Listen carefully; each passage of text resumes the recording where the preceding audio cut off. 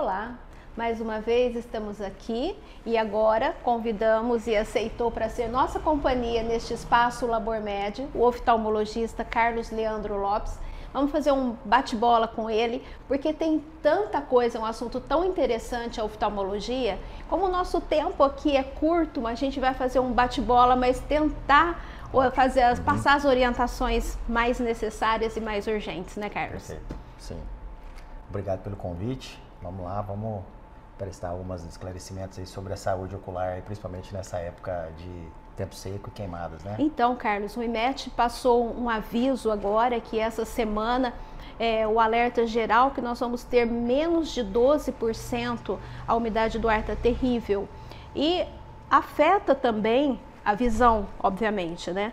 Quais são os cuidados assim, prioritários que você orienta nesse tempo seco agora? Nessa umidade baixa, né, e tempo muito seco, os olhos realmente estão sofrendo, né? O olho seco é a causa mais comum de problemas com o tempo seco e queimadas, né? Cuidado básico é hidratação mesmo, tomar bastante água e usar os colírios lubrificantes para poder repor essa lágrima que está ficando seca, que está evaporando muito rápido por causa do clima, né? Então, basicamente, hidratação e uso constante de colírios lubrificantes. Fora esse clima terrível, existe o problema de quem tem o olho seco, mesmo quando a umidade do ar está normal, existe isso? Existe, né? O olho seco ele é considerado uma doença, né? Não é uma condição somente do tempo seco, né? Tem pessoas que têm dificuldade em produzir lágrimas em quantidades suficientes, em determinadas situações da idade ou da saúde, taxas hormonais, né? Principalmente na mulher. E existe a condição de olho seco já natural, independente do clima. Mas nesta época do ano, isso fica ainda mais sintomático, né? Então, principalmente nas pessoas que já têm o olho seco prévio, precisam redobrar esses cuidados com bastante hidratação e uso dos colírios. O soro fisiológico é indicado mais do que o colírio? As pessoas que, como a gente estava falando, que não tem esse problema de olho seco, é indicado o uso desse soro fisiológico também? O soro sempre ajuda, muito mais na condição de aliviar sintomas, né? Então, às vezes, as pessoas que estão com o olho seco, tá com ardência, lacrimejamento, o olho está um pouco vermelho, o uso do soro fisiológico pode ajudar a aliviar o sintoma, né? Dar um pouco de conforto. Basicamente, ele não vai resolver o problema do olho seco, mas ele vai causar algum alívio naquele momento. Então, principalmente o soro fisiológico gelado, né? Tentar deixar na geladeira e fazer o uso mesmo, porque aquilo dá um conforto. É como se fosse uma compressa gelada, né? E você usa o soro que ele é próprio para cair no olho e ser absorvido sem consequência nenhuma. Tira uma dúvida, Carlos. Pós-cirurgia, o uso constante de colírios, de hora em hora, de 2 em 2 horas, isso é só durante o dia ou ele dá continuidade às 24 horas?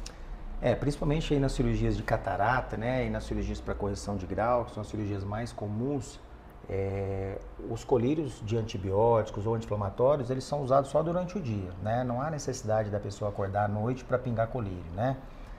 Senão, às vezes, até atrapalha a recuperação, a boa noite de sono, sempre ela é importante na recuperação de uma cirurgia. Então, realmente, os colírios só durante o dia e a hora que a pessoa for dormir, pode interromper o uso dos colírios. Lente de contato. Principalmente as mulheres, né, não gostam de fazer o uso de óculos, a vaidade dá um impedimento a isso. Então, a gente recorre ao uso de lente de contato. Existe algum impedimento de usar lente de contato durante um tempo prolongado ou mesmo dormir de lente de contato? É aconselhável ou não deve se fazer isso? Realmente a lente de contato, ela precisa, o paciente que vai usar a lente de contato precisa receber a orientação adequada do oftalmologista, né? Então é importante primeiro fazer um treinamento para aprender a usar a lente de contato, né? Os cuidados, como manusear essa lente. E seguir essas orientações à risca, né? Então, dormir de lente de contato é proibido, Nunca. né? Então, assim, durante o uso da lente é importante usar colírios lubrificantes também para a lente não secar, falando principalmente nessa época do ano, né? E respeitar o tempo recomendado, né? Então, no máximo aí 8 a 10 horas por dia de lente de contato. Mais que isso aí, o olho começa a ter problemas de falta de lubrificação e aumentam os riscos de infecção pela lente de contato, né? E irritação também, Exatamente.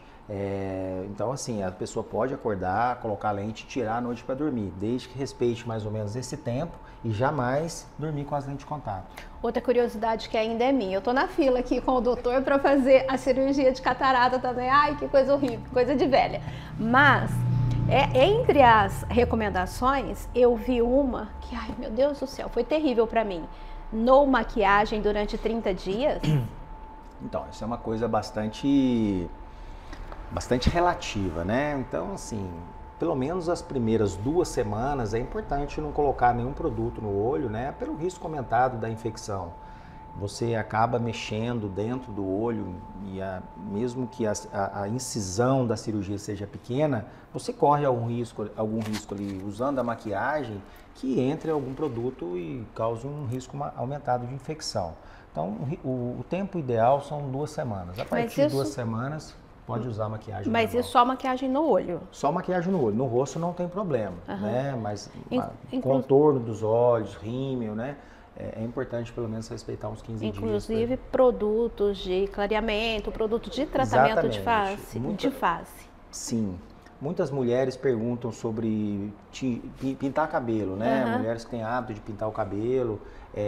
15 dias, esse é o tempo ideal. A partir daí, vida normal, tranquilo, acho que passa rápido.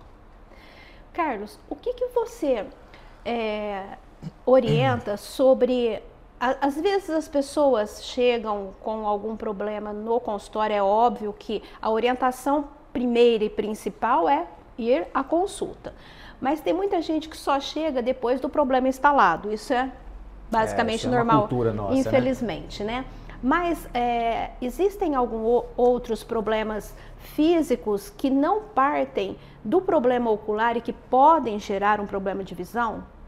Sim, né? A gente tem muitas doenças, por exemplo, as doenças reumatológicas, né? Doenças do sangue mesmo, doenças autoimunes que a gente chama, que podem afetar os olhos, né? Então, às vezes a gente atende muitos pacientes com alguma inflamação, algum processo infeccioso dentro do olho, e quando você vai pesquisar, o problema não está ali no olho, e sim no organismo, né? Então, sim, pessoas às vezes, tô com conjuntivite, aquela conjuntivite não melhora, vai enrolando e de repente é uma infecção mais séria, é uma infecção na parte interna do olho e de repente o problema é sistêmico, é no organismo, né?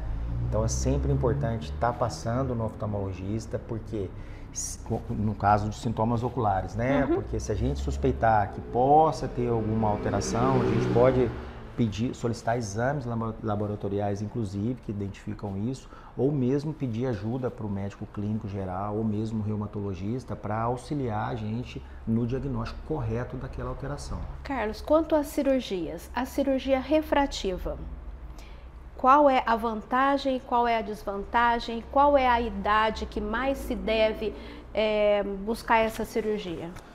Bom, a cirurgia refrativa, né, é a famosa cirurgia para correção do grau, né? Antigamente era conhecida como correção só da miopia, mas hoje, com o avanço na tecnologia das cirurgias, a gente tem tanto a correção da hipermetropia quanto a correção do astigmatismo na cirurgia também.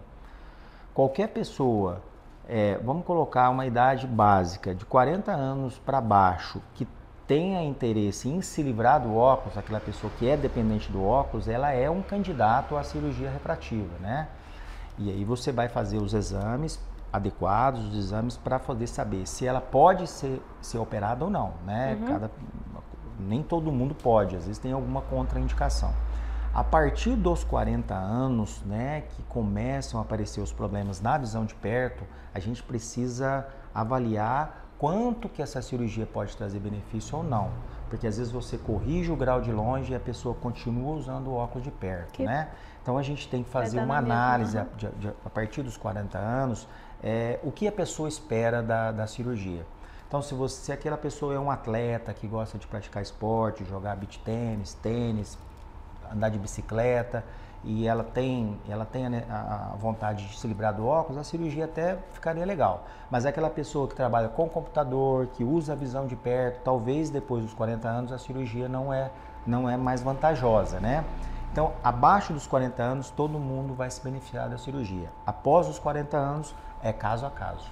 E é uma coisa tão simples, né? Eu fiz essa cirurgia com 40 anos, mas depois, quando eu cheguei nos 55, aí voltei a usar o óculos novamente. Na verdade, o que tornou a cirurgia simples foi o aumento da tecnologia, né? A segurança que o laser atual traz para essa cirurgia, e a partir disso, os exames os exames de imagem, as avaliações completas que a gente acaba fazendo da córnea, faz com que quando a gente vai para a cirurgia, seja uma cirurgia simples e segura para o paciente, né? Aí nós paramos no 40, pulamos os 50, chegamos no 60, chegou catarata, e aí? Tira óculos, não tira óculos, o que alivia, convém, não convém? Esse é um outro assunto também que, assim, evoluiu demais nos últimos anos, a cirurgia de catarata. Então, antigamente, até algum tempo atrás, uma pessoa simplesmente operava de catarata, né? Tinha doença, você operava e depois a pessoa continuava usando óculos como sempre usou. Hoje em dia, tem a oportunidade, na grande maioria das pessoas que vão operar de catarata, que você corrija, além da catarata, você corrige o grau, né? Então, também são feitos exames específicos para cada pessoa, para saber se você pode se beneficiar da correção da catarata parando de usar óculos ou não, né? E o que evoluiu basicamente são as lentes intraoculares, né? Então, a cirurgia da catarata, ela é a correção, a substituição da lente natural do olho, que é o cristalino. Então, se aquele cristalino está com catarata, você tem que remover o cristalino. E no lugar dele, você vai colocar uma lente intraocular. E daí com isso você tem a oportunidade de colocar uma lente intraocular que corrija o grau, tanto para longe como para perto, né? Obviamente que isso encarece um pouco o procedimento, né? Mas se a pessoa tiver condições, os resultados são excelentes. A pessoa simplesmente se livra do óculos. É uma refrativa mais catarata. Exatamente. Você fala como cirurgia de catarata refrativa. O que significa isso? Você corrige a doença, né, catarata, e também corrige o grau. Então a gente fala em cirurgia refrativa, eliminando o grau e eliminando a causa principal, que é o aparecimento da catarata, né? E é uma coisa importante porque a catarata é uma doença progressiva, de fácil tratamento, e se a pessoa demora demais, depois os resultados podem ser muito ruins. A cirurgia pode não ter tanto sucesso como se ela tivesse operado no tempo certo. O Carlos, e a catarata, ela não atinge só a pessoa depois de uma certa idade. Existem outros tipos, né, que acaba induzindo a catarata? Mais comum, né, é a catarata da idade, né, que a gente fala, vamos considerar a partir de 50 anos, hoje a gente considera como uma catarata relacionada com a idade. É a grande maioria dos casos, né? Mas a gente tem outras situações em pacientes jovens e até mesmo crianças que podem ter catarata. Então, às vezes, o uso de determinadas medicações, principalmente às vezes anti-inflamatórios, né? São medicamentos que podem causar catarata em pessoas mais jovens, né? E às vezes a criança pode nascer com a catarata. É isso que eu ia te perguntar. Que é a catarata congênita, que a gente chama. A criança nasce com a catarata e ela desenvolve aquela catarata com crescimento. E existe a cirurgia com a criança? Existe. Hoje a gente pode fazer cirurgia de catarata, às vezes em recém-nascidos, quando a gente identifica isso com o teste do olhinho, né? Dependendo do tamanho da catarata. Mas se ela for pequena, mas ela se desenvolver com o crescimento, se aquilo estiver afetando a visão da criança, você faz a cirurgia também. Hoje existe um especialista em cirurgia de catarata em criança. Obrigada, Carlos. Imagina. Eu ficaria aqui mais um tantão de tempo aqui com você. Obrigada. Mas eu acho que deu para a gente colaborar um pouco. São né, as dúvidas assim que mais surgem aí, né, mais comuns, né? Eu acho que deu para sanar com as suas orientações. Obrigado pelo convite. Muito oportunas. Muito obrigada.